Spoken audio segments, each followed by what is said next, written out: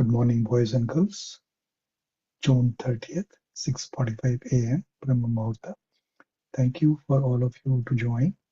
And we will, as we discussed, Vishuddha Chakra. We will continue to detail Vishuddha Chakra in the following sessions so that we record that for our future use. And as we all agreed that we will be joining meditation with Daaji, which is coming live, and I will just share that screen so that we all can, one second. I hope all of you can see that, and be prepared for the meditation, and we will continue from there. And next week onward, we'll go back to our routine. Thank you for cooperation. Let's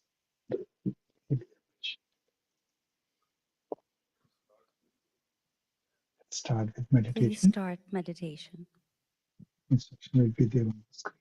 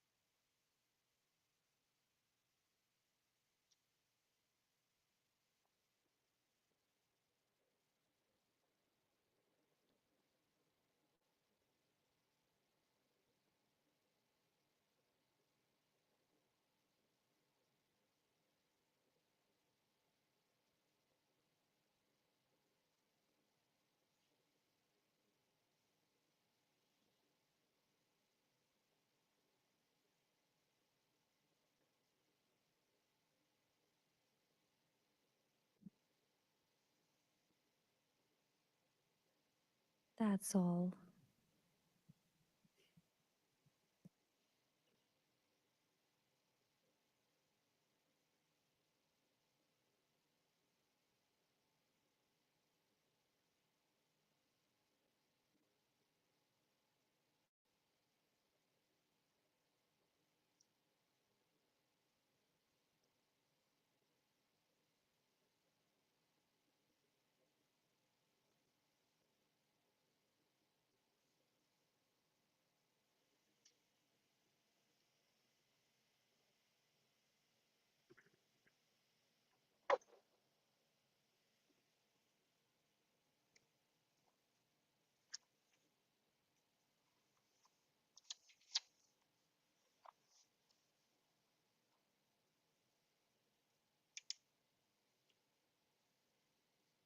Try to write the condition in the diary, what we feel in our heart, so that we can retain this condition in everything we do during the day.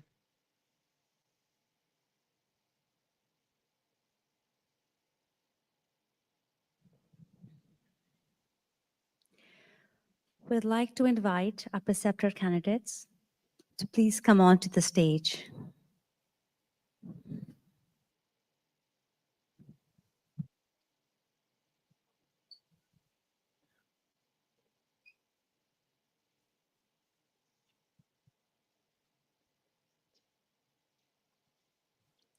Arvind Dobal,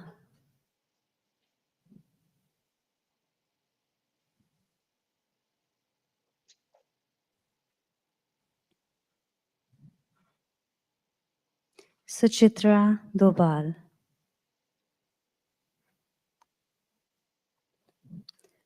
Pujita Julapali, Harpreet Kaur,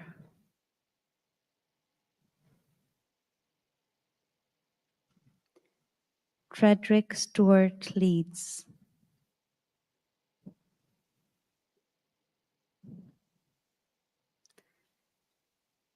Nagarajan,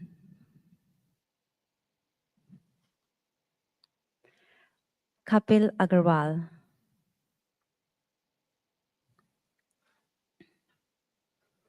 thank you.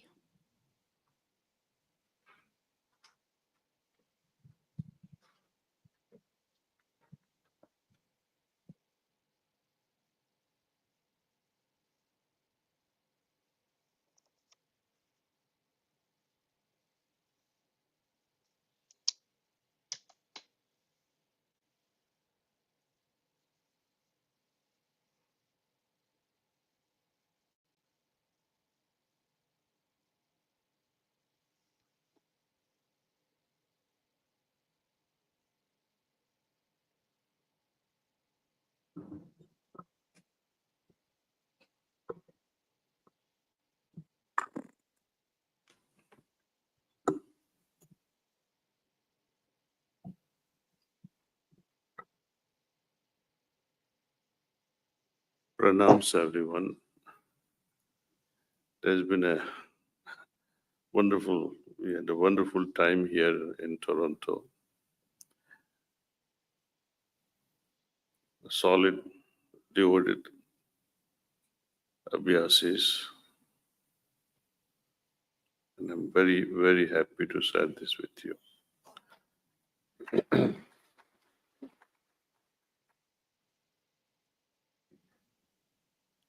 I was especially very impressed with our Brighter Mind and Alpha Plus program children. During this morning meditation, the preceptors would like to know what was the technique that was used. Many are curious, how do you work, Daaji? So I will share with you today what was done by the great hierarchy. I remain a witness.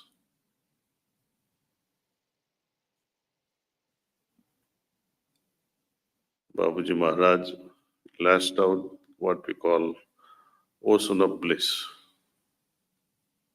And you all know what that means. Okay. In that ocean of bliss, I had a vision of a submarine, indicating that our life should be like a submarine, underwater, invisible to the world. No display of any sort of devotion. In our Marriott hotel, there is a look-alike fireplace. I'm sure some of you who stayed in that hotel must have seen that. There's a smoke, but it's not real smoke, it's just a water vapor. And there's an orange color that gives us idea that it is a fire, but it's, and it start cracking sound, as if the wood is burning. And that also reminded me of very profound observation of Babuji that he had expressed in Voice Real, that there are 3 states of devotion. One is where the wood is burning with a lot of chirping and clicking noise. Then wood is burning, but no noise, but only the smoke and fire would come. The next level is lot of fire, but no smoke. The fireplace yesterday reminded me of lot of smoke, but no fire. Some abhyasis are like that, see, standing in the light. Hello, Daaji, then blah, blah. A lot of smoke, but nothing here. Why I was reminded of this submarine, in that vision I saw, it remains most of the time underwater. But whenever it would like to see things outside, there will be, a kind of, let's say a head comes out of the water and sees things above. Minimal exposure. In our day-to-day life, all our attention should be towards that inner ocean. Keep swimming in there with your awareness within, and very little outside. Enough attention so that we can complete our day-to-day work. But the main focus should be inside, what happens inside, how we remain connected with the one whom we love, with the one whom we trust, and with an entity who is our goal in our life. Putting it differently, if the goal is infinity, imagine the means needed to attain that goal. Would our limited effort, morning meditation, evening cleaning, nighttime prayer help us?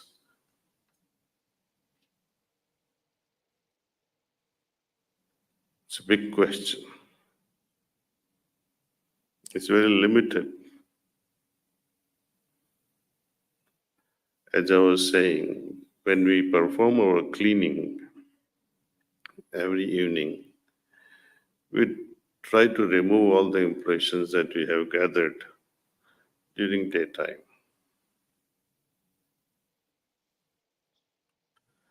We often forget the impressions we have created on others with our behavior, with the kind words we shared or not so compassionate words we share with others, and kind of impressions they gather not only about ourselves, but they all know you meditate.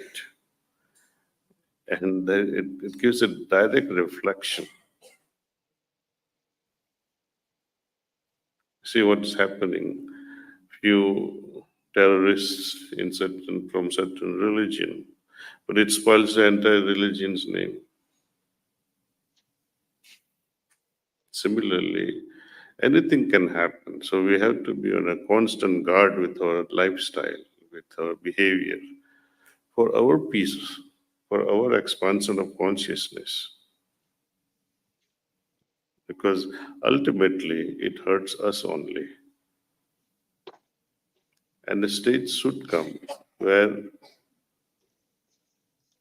we lead such a defensive lifestyle. In US, when I was learning how to drive, they were teaching us defensive driving.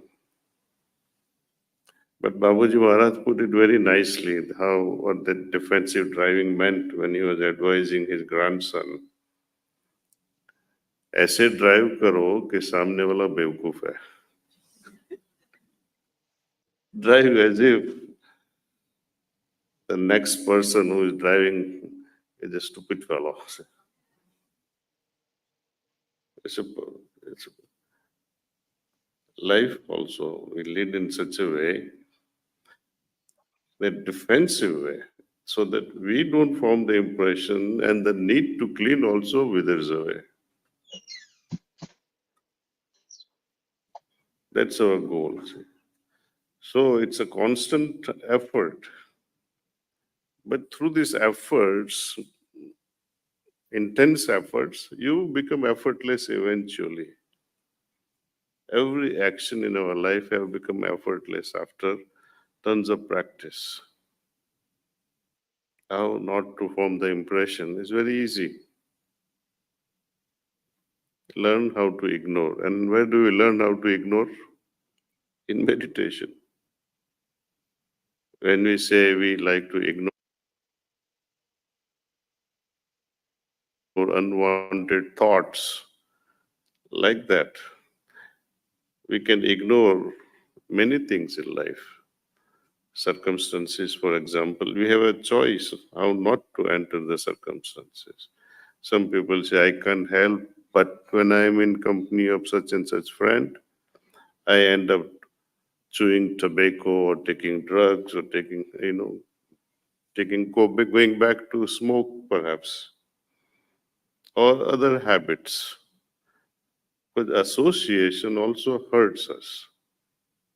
Association can also help us grow spiritually. That's why we have Satsangh, company of like-minded people who come together, create an atmosphere, spiritual vibes, and it becomes easier for us to meditate with such individuals. That's why the importance of group satsang. Meditation also, performed well in the morning, great. But well done meditation automatically results in remembrance of the inner state, because it is so overpowering after having done the morning meditation. The condition we arrive at is so powerful. You don't want to lose it. So this inner connection always remains.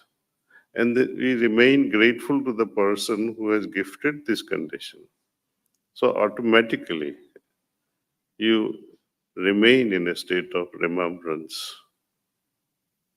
That's why Babaji quotes very nicely. He says, meditation is the mother of constant remembrance. You don't have to try it. It just happens. And the journey continues like that. See, remembrance leads to intense love. Intense love results in Param Bhakti, where the dissolution actually begins. Our so-called ego begins to dissolve in that state. Again, quoting Babaji Maharaj, somewhere he mentioned that dissolve your creation and bring in God's creation in your life. I don't know if Christine Prisland may correct me if I am. Because she's a walking encyclopedia on Babaji.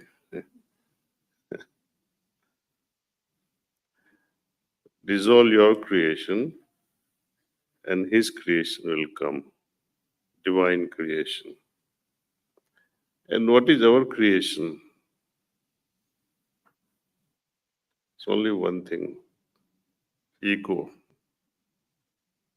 self-identification has created many avenues in our life. Through practice, through bhakti, when the feeling arises, thou art the only thing in my life, rather our life, and this I begins to dissolve, then the divine thing begins to descend in us. But as long as I remains, there is no space for the divinity to descend. So we have to create some space, let go of our ego, humility. Through meditation, slowly and slowly we dissolve ourselves. And with such a state, I think we always will remain invisible, like, ocean of bliss is just an example. Idea is to remain invisible. Invisibility is a product of cultivating humility. But everything, humility, constant remembrance, love, bhakti, these are the products of well-done meditation. So please, please, please intensify practice. There is no other way. Thank you once again, and I hope to see you very soon. Thank you. Namaskar.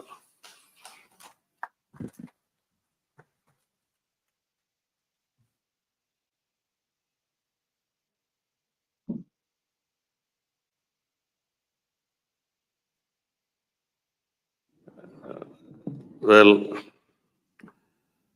how many of you are from Toronto itself? This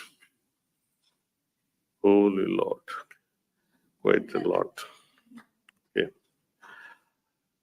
I'm thinking, yesterday I shared an idea with Brother Vishwa and Arvind, Dr. Arvind, that what if we build our community here, maybe 50 houses? How many would be interested in buying one? Okay, so we can safely start the project then. Thank you. Thank you so much. Okay.